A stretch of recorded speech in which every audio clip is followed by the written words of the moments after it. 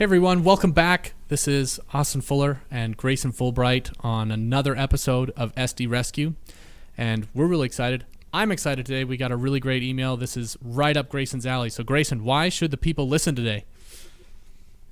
So today we'll be going over an email that's selling a very difficult product, one that's competitive. It's got a lot of players in space. There are so many use cases that it can be difficult to really generate traction at scale. And that is the B2B data space for marketing and sales teams. So there are probably a lot of people that are selling in that space and probably understand the difficulty that can come with both driving urgency and also trying to actually add value when it's hard to differentiate your product from a competitor. So we'll be diving into this email, kind of checking out some of the tactics they use to kind of build the illusion of urgency, and kind of go through feedback on how we can improve it, be a little bit more relevant, and try to strike at the heart of the pain points here. Great. Let's get right into it. I will pull up that email. Here we go. Ooh, it's a little small. Let's go up to 150. There we go. Yeah, let's zoom it a little bit. All right. Zoom in and zoom. Hi, Austin. If Nuarx keeps sending out B2B marketing messages and keeps reaching the wrong people, you may want to check the expiration date on your data. Nobody provides fresher data than our company. See for yourself in the below email, and let's chat. Of course, if this is better suited to your chief revenue officer or database marketing director, I'd appreciate an intro. All right. This email asks a lot. And that's what I'm going to say just to start off. I think, now look, does the story check out? I mean, it does a little bit, but only if you're not getting results. I think what the problem is that unless somebody is in serious despair, like, hey, nothing's working, hey, I'm really desperate, or I really need to urgently try something new because something has stopped working, people who are getting some results, I don't know that this message appeals to, right? Because you're always going to reach, there's just no perfect way of always reaching out to the right person at the right time. Otherwise, we would all stop doing all the things we're doing and just do that.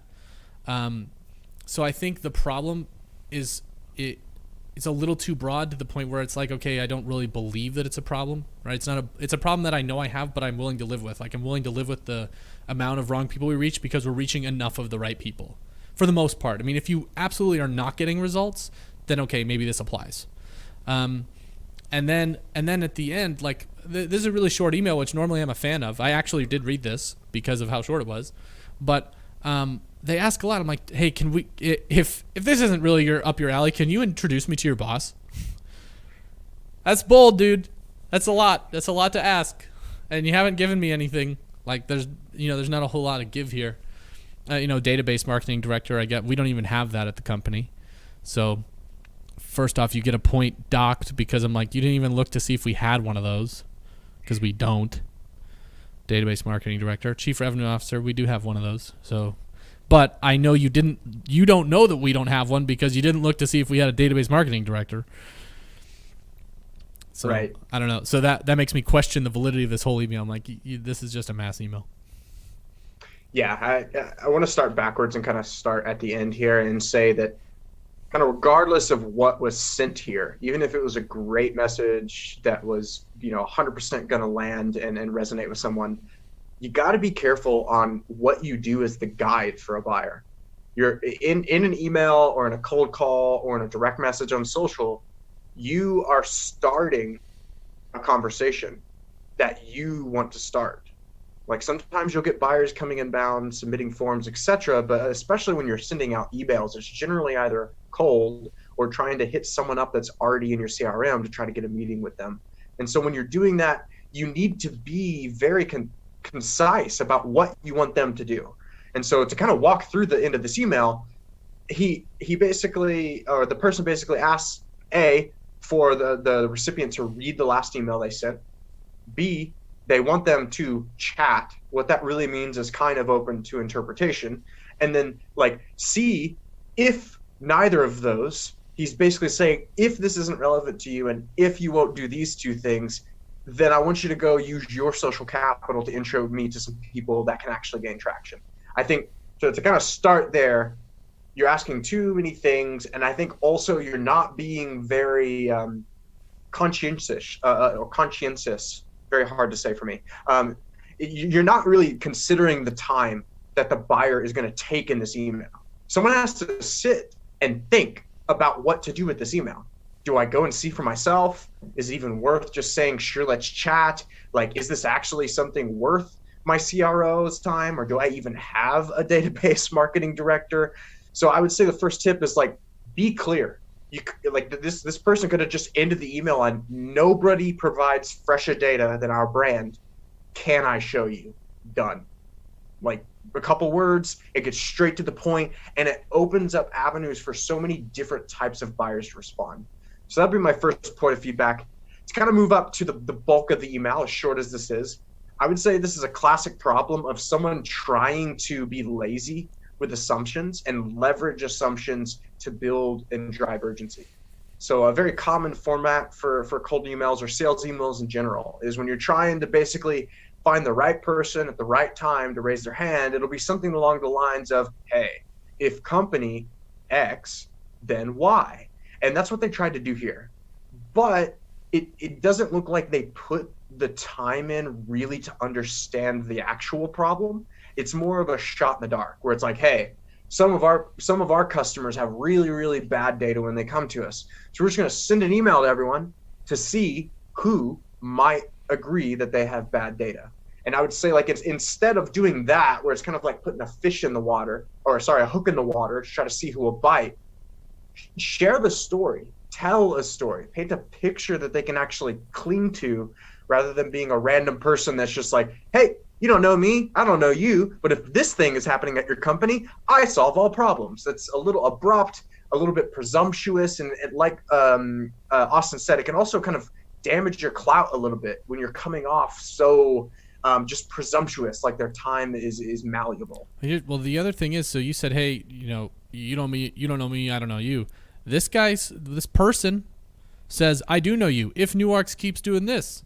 Like, that's the problem with a lot of assumptions, right? Is it's okay to make assumptions in the right way. Like, we all have.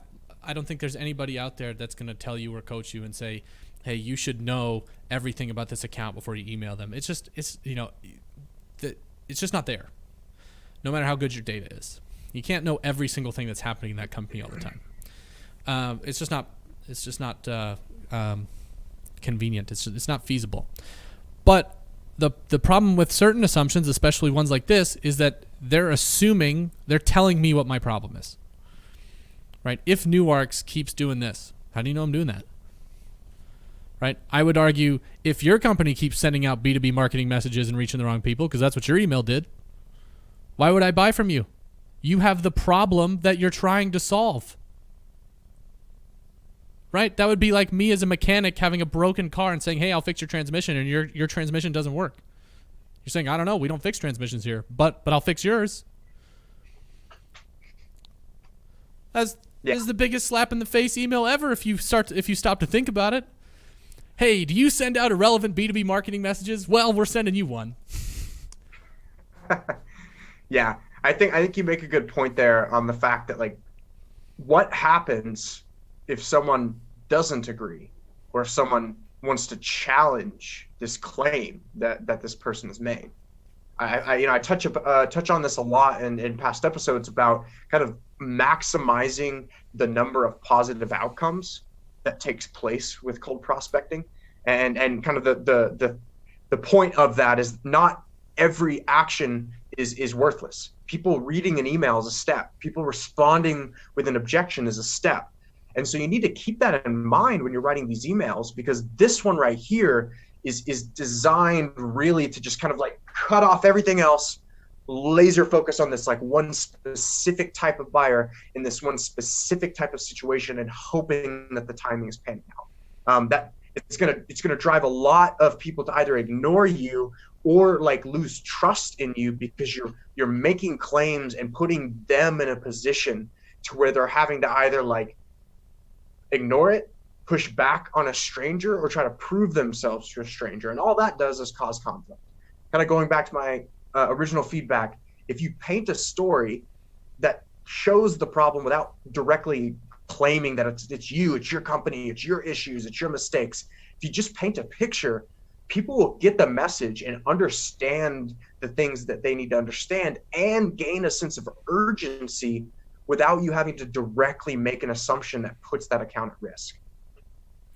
The other thing is that, and you talked about the CTA, it's called call to action, not call to actions. If I followed all of these all of these actions, I would ask for 100% of the commission because you're asking me to run the deal. Right? Like, you better be paying me. Hey, can you go to your boss and pitch this idea? Hey, if you're not the right person, can you go find somebody else that's the right person? Hey, can you go and look at this email and read and see if it's a good fit? No, that's your job. You're the salesperson. And if you're an SDR, that's still your job, right? You're supposed to sell the meeting. I'm not supposed to read and sell the meeting. Like, I mean, there's just no, this person is like, hey, here's this thing. Now do all of my job for me. Right? It's just like, it's lazy on two fronts where it's not lazy, but I should say that, like, the first part of the email is really funny to me just because they're reaching the wrong people with this stellar, incredible marketing data they're trying to sell me.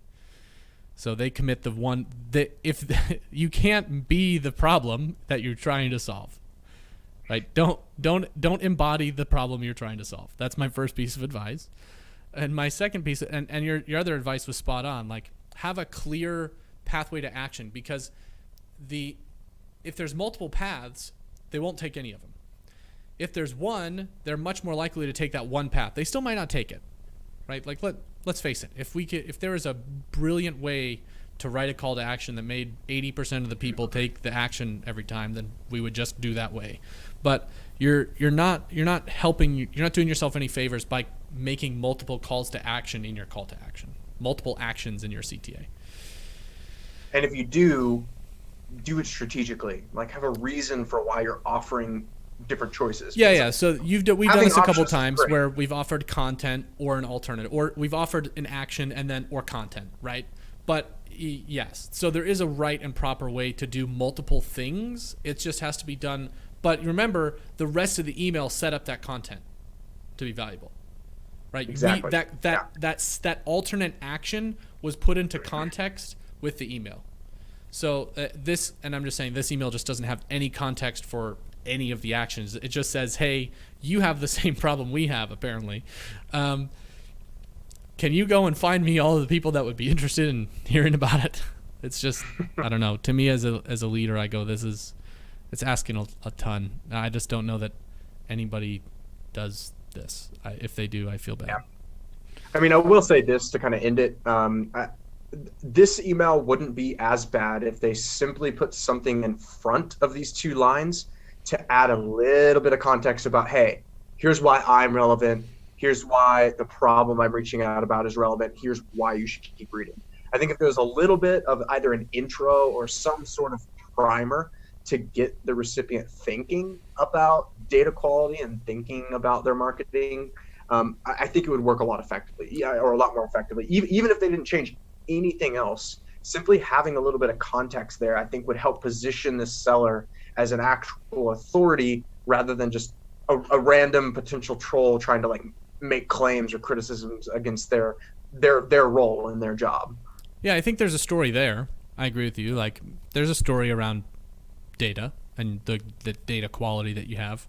They just didn't tell it. So yeah, I think you're right. I mean, there's potential for this email. I'm just saying that I think that especially if you're a beginning SDR. I know for me, I've written calls to action like this before. I can remember distinctly, like, in healthcare, I would ask a lot at the end of the email. I'd be like, so what happens is as a novice SDR, you start getting rejections and no's for one call to action, or they start offering alternatives. And so you start priming your calls to action with every potential alternative that you've been getting blasted with because you're tired of, like, getting blasted with it. At least that's how it worked for me. Until I actually figured out that the problem isn't my call to action, it's the top of my email, right? This is as I was learning the process. So I was like, oh man, if they're responding with a different action, or they're saying no because of something I said in the CTA, then let's just put all of the outcomes in the CTA, and they got to pick one, right? Like, It made sense in my brain, okay? At the time. There's no way to say no because it's all there. You can't say no. You have to say yes to one of those.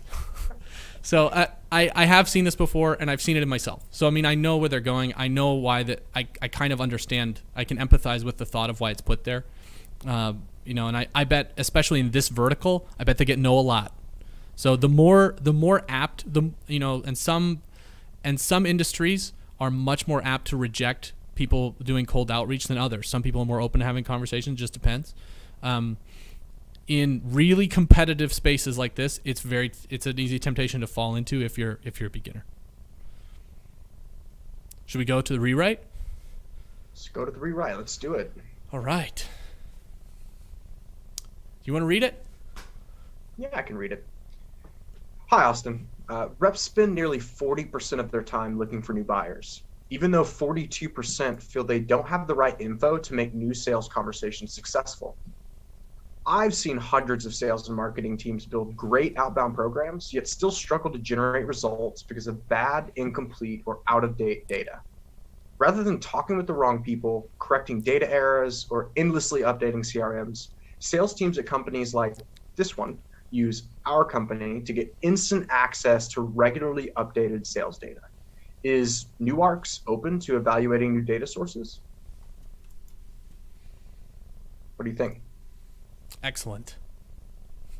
So I think this does a really good job about what you were talking about above in contextually telling a story. You also don't ever tell me I have the problem, right? The number one thing, people get this mixed up. They don't, people always hear the advice that nobody wants to be sold, but everyone wants to buy. Well, nobody wants to be told they have a problem.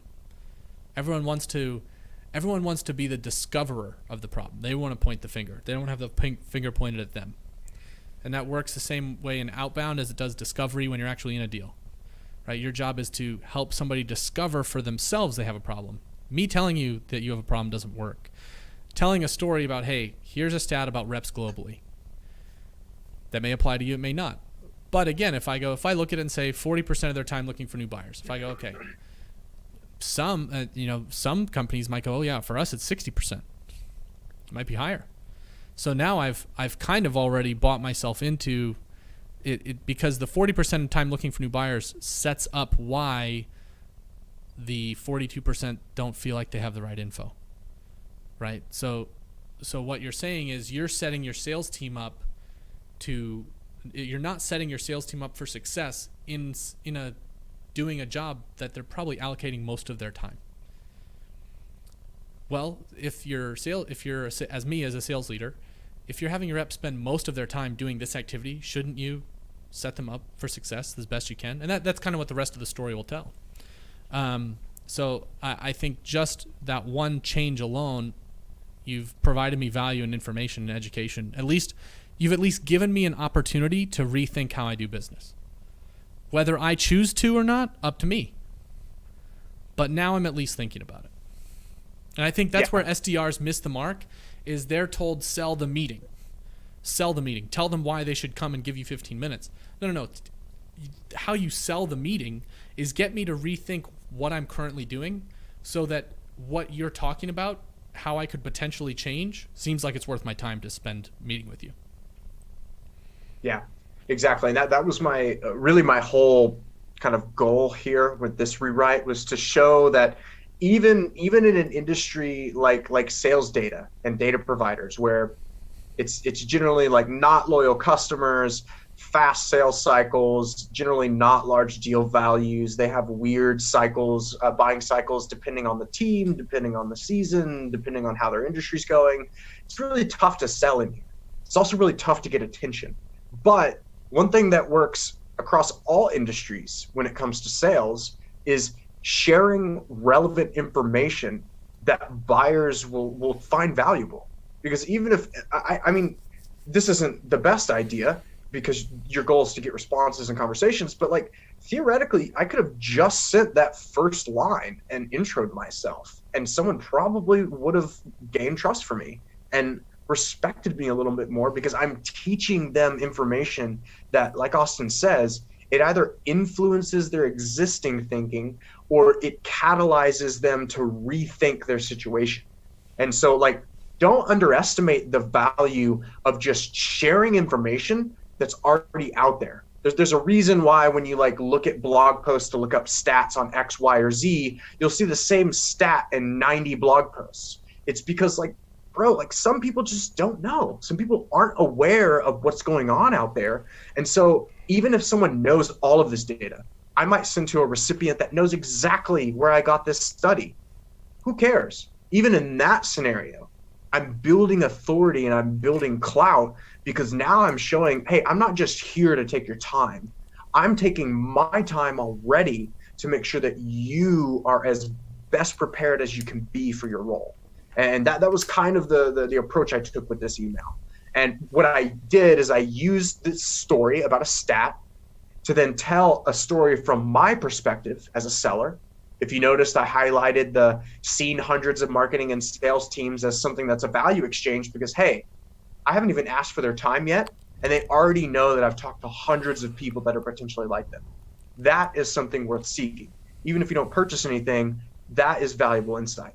And I use these stories and I use this kind of clout that I'm building to then go in with the punchline that says, hey, if these stats are true and I've seen this happen, then this is what people should be doing instead.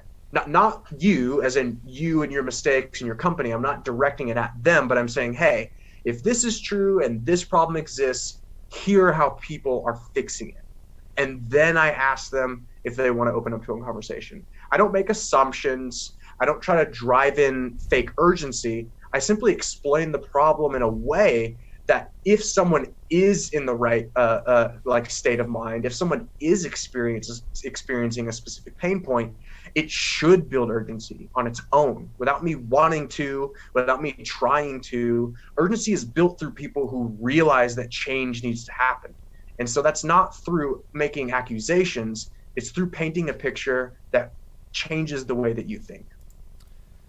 And I'd also say, like, look, I think a bit of this comes from, and one of the things that I think this email really teaches is that relevance trumps personalization, right? I don't care if you noticed that I went to Yale or that I like pineapple. You know, but we're taught, like, personalize your emails. No, what that actually means is make your email relevant. Because, so, like, for example, where it's red, do you see the red seen for all the viewers? Seen hundreds of marketing and sales teams. Even better if you can say seen hundreds of marketing and sales teams in the cybersecurity industry. Or if you sell to respiratory therapists. I speak with 10 respiratory therapists a week. And they see this, and this.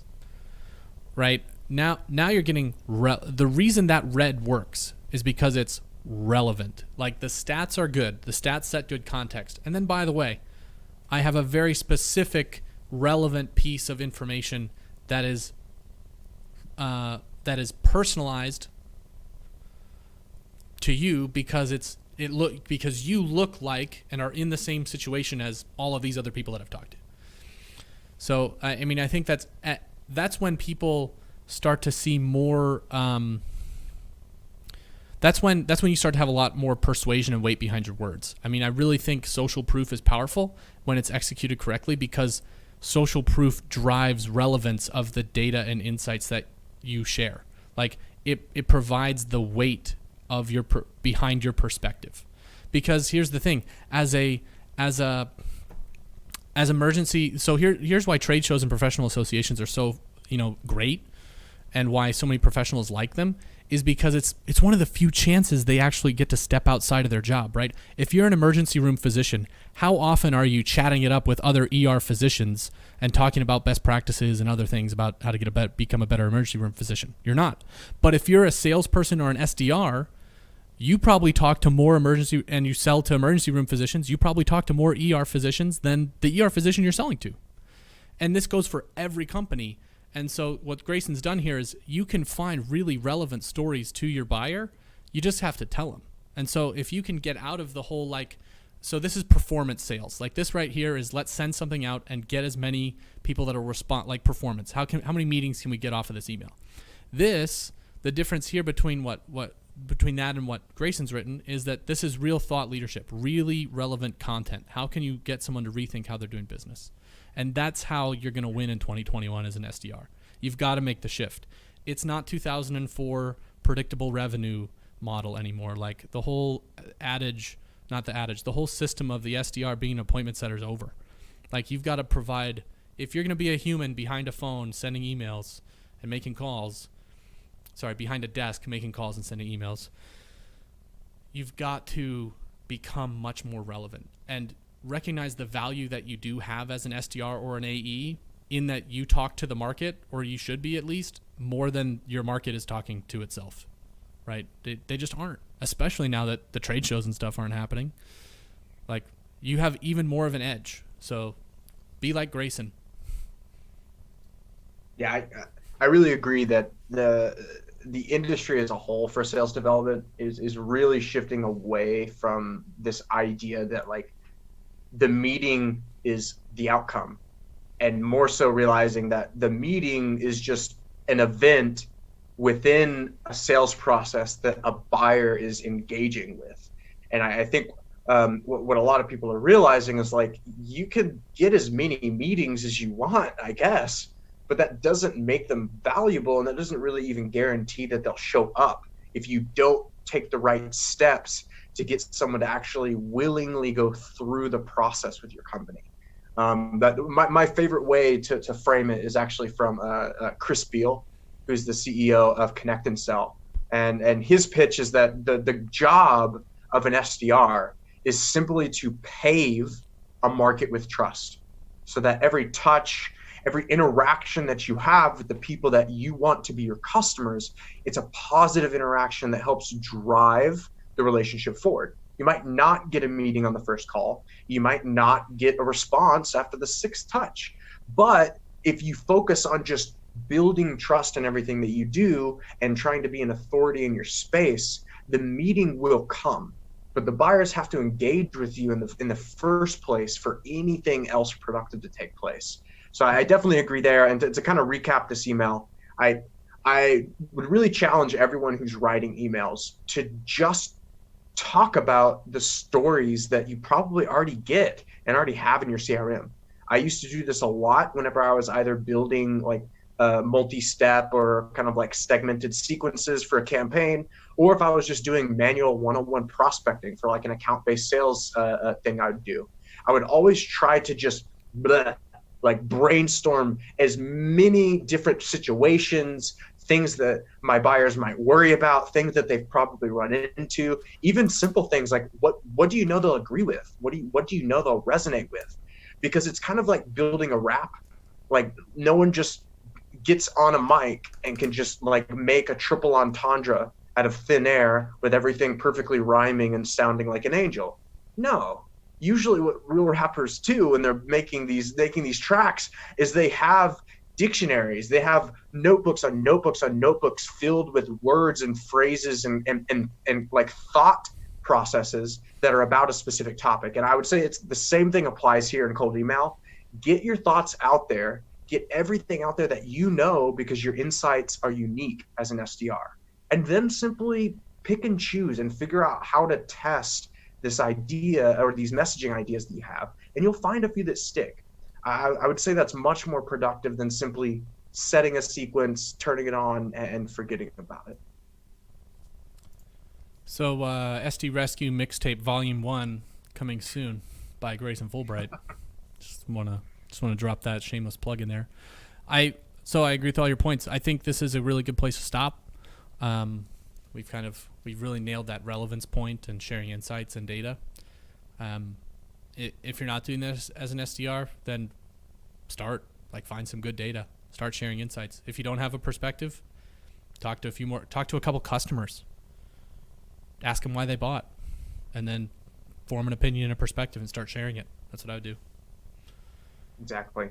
Yeah, and for anybody who's watching out there, let us know in the comments what your favorite either style or format of stories are to share in your sales prospecting process, because there are a lot of them out there. There are a lot of creative ways to kind of catch attention and get people to interact with you on a deeper level, even if it's in a digital platform like email. So drop your comments below. Make sure to subscribe if you haven't already. We do these every week. And I look forward to seeing everyone next week after the holidays. Me as well. See you, everybody.